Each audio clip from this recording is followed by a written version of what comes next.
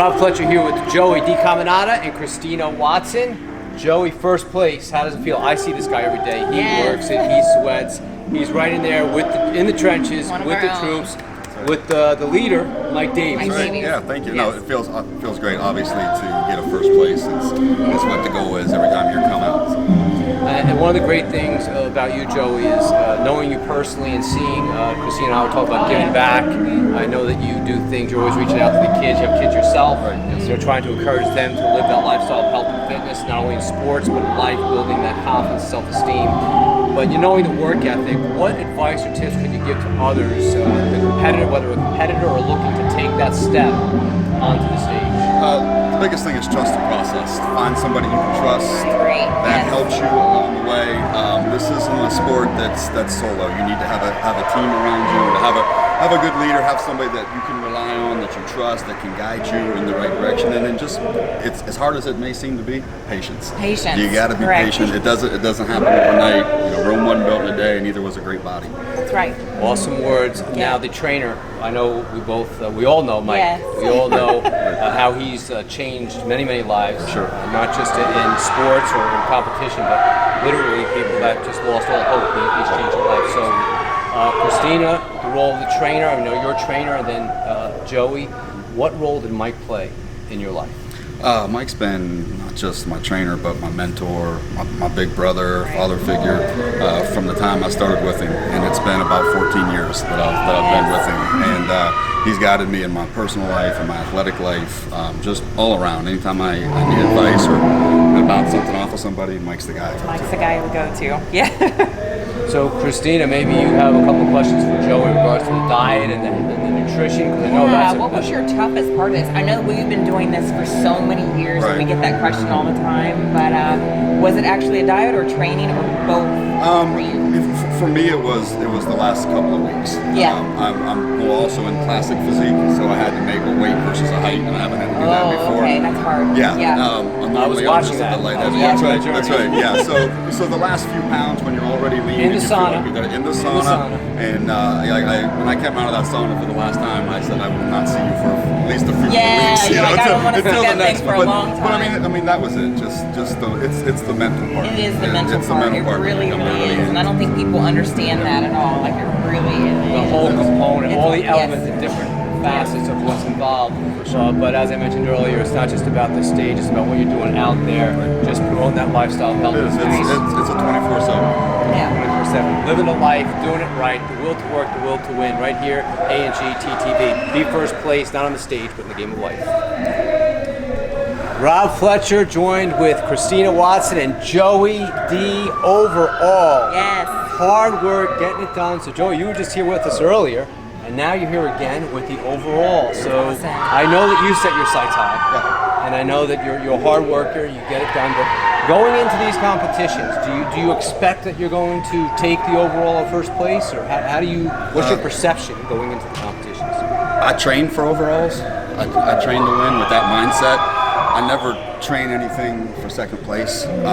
But I mean, the ultimate goal is to be better than I was last time out. But with the end result in mind that if I bring my best, then somebody else is going to have to bring something better to beat me. So I always train with the mindset to win the overall, but just be better than I was the last time.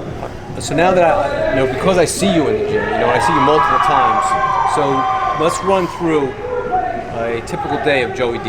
And this is a little bit different because this is classic physique and I've never done this before. So this is something new, so it took a little bit extra time and preparation. So for me, it's I'm up at 5 a.m. every day, train my first set of clients at 5:45, and then I do my fasted cardio. Then it's get meal 1, get my daughter off to school, go back, train my clients, get meal 2 in, then I go train myself for about an hour and a half with weights, cardio, posing, go home, eat, then take a nap for about 90 minutes, back up, eat again, back in, train my clients for the next 2 or 3 hours, get another meal in, go back and hit my cardio, my second cardio session, run through a little bit more posing, go home, eat again, and eat prep for the next day. Usually I prep food twice a week, Sundays and Wednesdays, to get me through the week, and then it's off your feet, one more meal, do everything again the next day. Planning. Planning. It's got to be planned out. If you're not structured, if I'm behind in anything in life, you know, and I always tell people this: I'm no different than anybody else on the street. If my food's not ready, I'm going to eat something I'm not supposed to eat. Right. Because my mind takes over my body, and I'm hungry, and I just want something to satisfy. Talk to people that are not familiar with fasted cardio. Yeah. Because a lot of people in this industry talk about fasted cardio. Yeah. So do you think that works, and how important do you think? Well, here's the theory behind fasted cardio. Your body gets energy from 3 sources. We all know that. The first source is the glycogen, the food you put in your body. Secondary source is fat, adipose tissue that's stored in your body, and the third is muscle. So if you don't put food in your system, that's what fasted means. You do it on an empty stomach. So if you don't have any food, any of that glycogen in your system, then your body immediately goes to the secondary fuel source, which is the fat, and then you'll start burning fat. And if eventually you don't have any fat, it'll burn muscle. Your body does not want to burn muscle. It wants to burn food, glycogen, and fat. So that's why we do fasted cardio, to tap into those fat cells, that adipose tissue that's stored in your body, and we can burn that faster.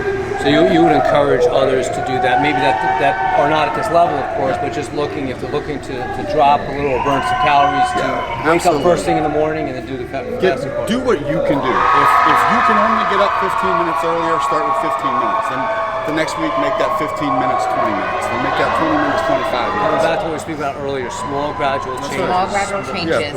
Set small goals along with your long-term goal, so your small goals are attainable, so that you can have success all along the way. And then just another thing, and then Christina, of course, if you have something, I want to talk being a parent / coach. What advice can you give to mom and dad? Because a majority of the parents, they're not out there monitoring. We can talk about social media, but that's a whole different conversation.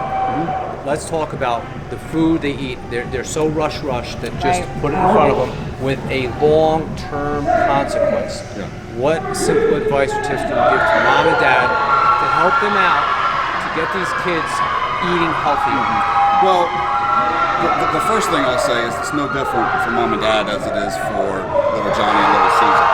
It's preparation. If you don't have it prepped for your kids, then again, you're right. We are all on the go. We heard busy lifestyle. You heard my schedule. It's crazy. But my kids have never eaten in the cafeteria at their school because I pack their lunches. I send it to them. Now that they get older, they know what I pack it on Monday. They mimik it for the rest of the week.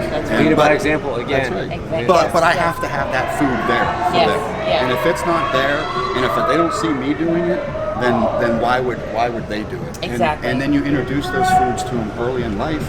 And so my kids eat everything. I mean, you put a green vegetable in front of them, they love it. They keep like my daughter says, Dad, we went to her 7th grade camp. And she's like, are you going to be in prep? And I said, yes. She goes, will you bring me some of your food to eat so I don't have to eat this food here? So adorable. I love all the food you make during prep.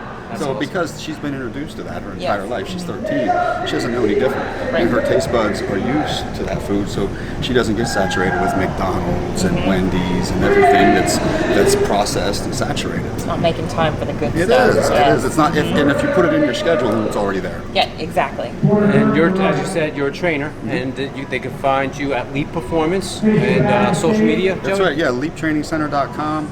Joey D. Leap on Instagram, Leap Training on Twitter, and Leading Edge Athletic Performance on Facebook. Christina, any other questions for Joey D? Yeah. I think we are out. Yeah. Christina Watson, Joey D, Rob Fletcher, ANGT TV. Thanks for watching, and as always, like the video, share the video, subscribe to the channel, and please be sure to check out all of our social media listed below.